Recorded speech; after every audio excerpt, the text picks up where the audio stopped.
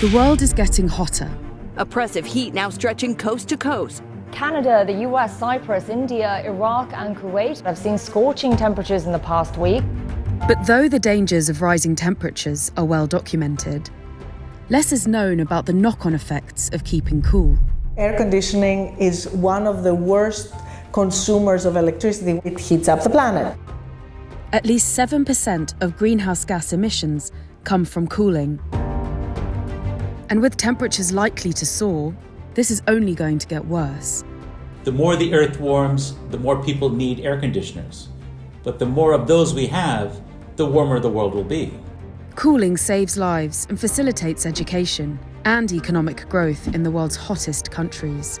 It also brings huge environmental risks. So how can we keep cool without warming the planet?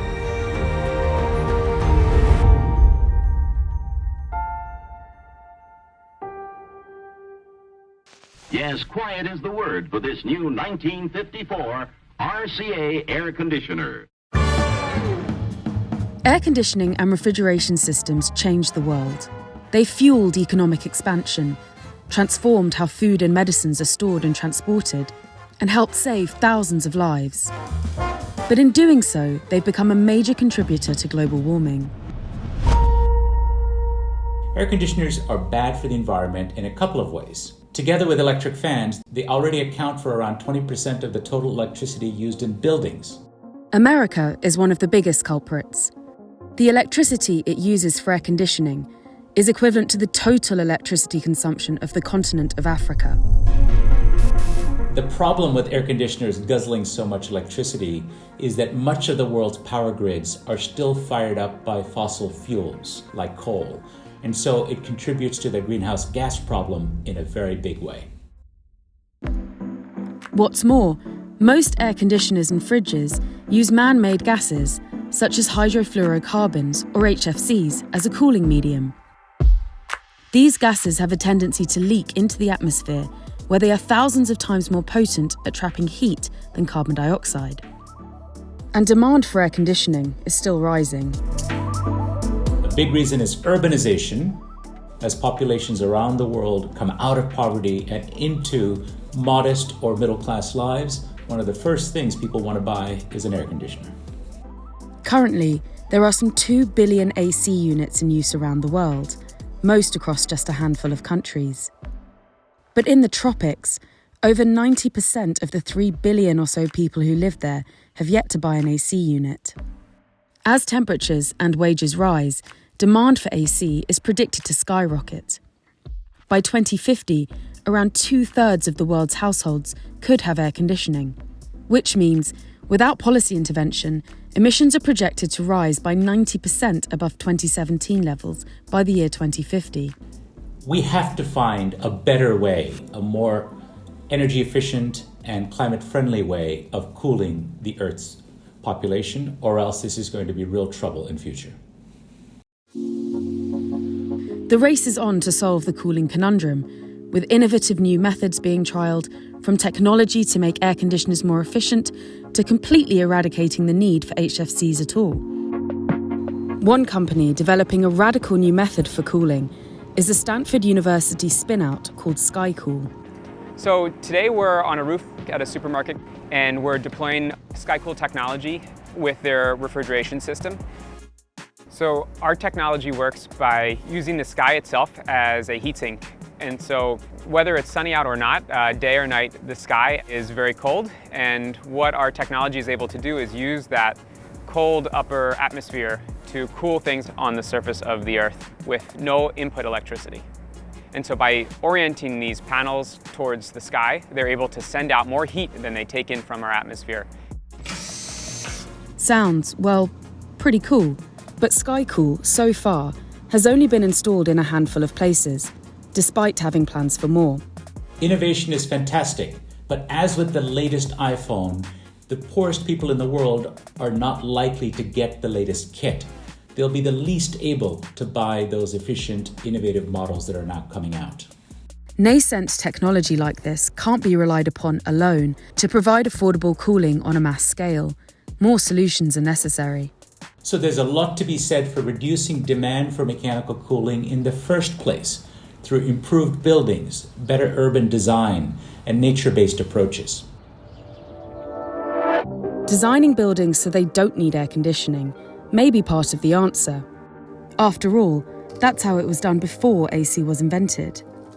Pre-World War II, buildings were designed to be passively cooled. They had windows that opened. They looked at ventilation and how it moved through the building. And our standards of comfort were a little different.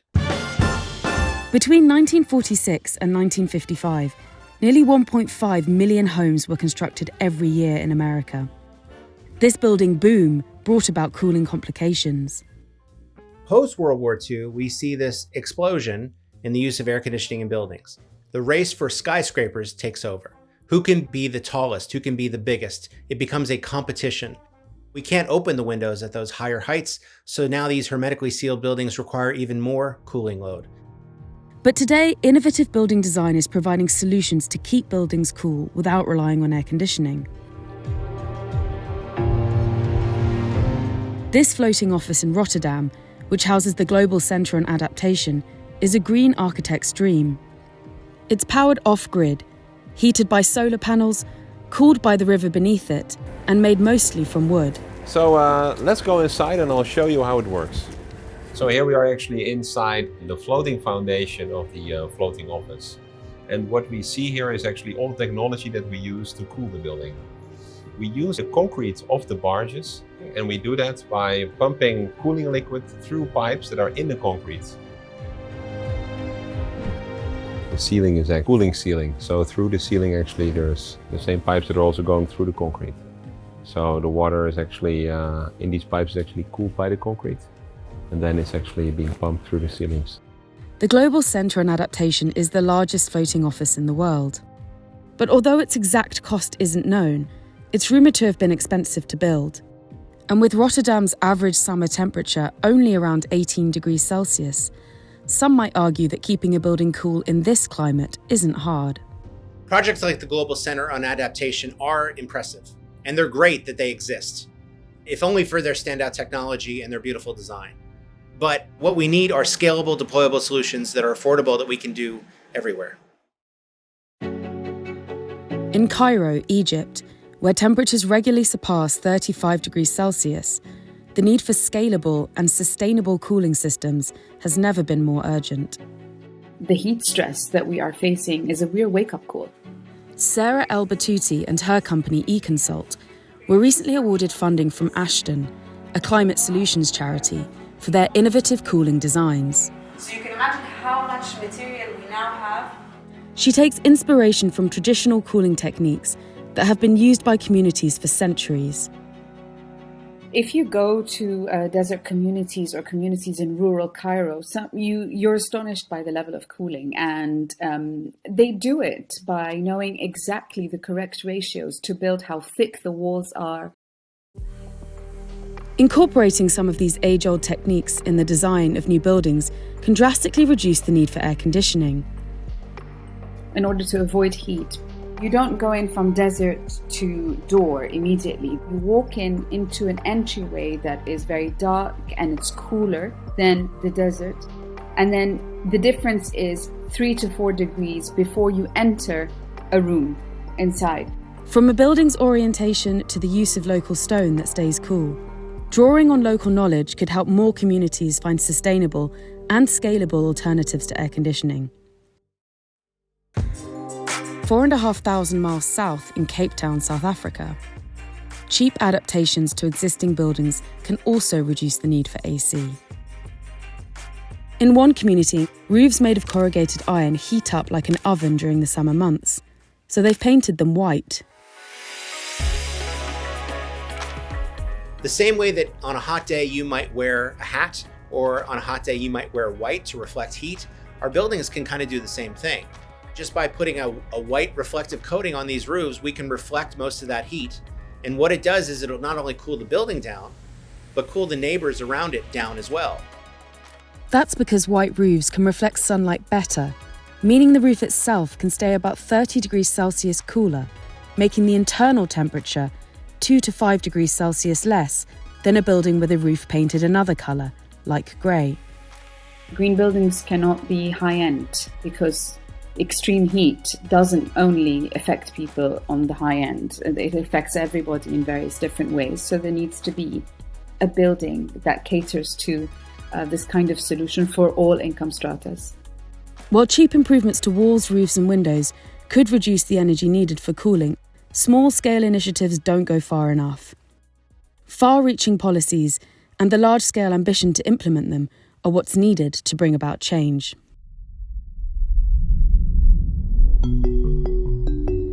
Some governments are responding to the challenge. Eleni Miravilli was appointed Europe's first Chief Heat Officer for Athens in 2021. Her job is to come up with sustainable cooling solutions for all of the city. This summer was an extraordinary summer in the sense that it started with a heat wave in June. We had these wildfires taking place at the same time. So not only was it difficult to breathe, the skies were dark, clouds were grey and red.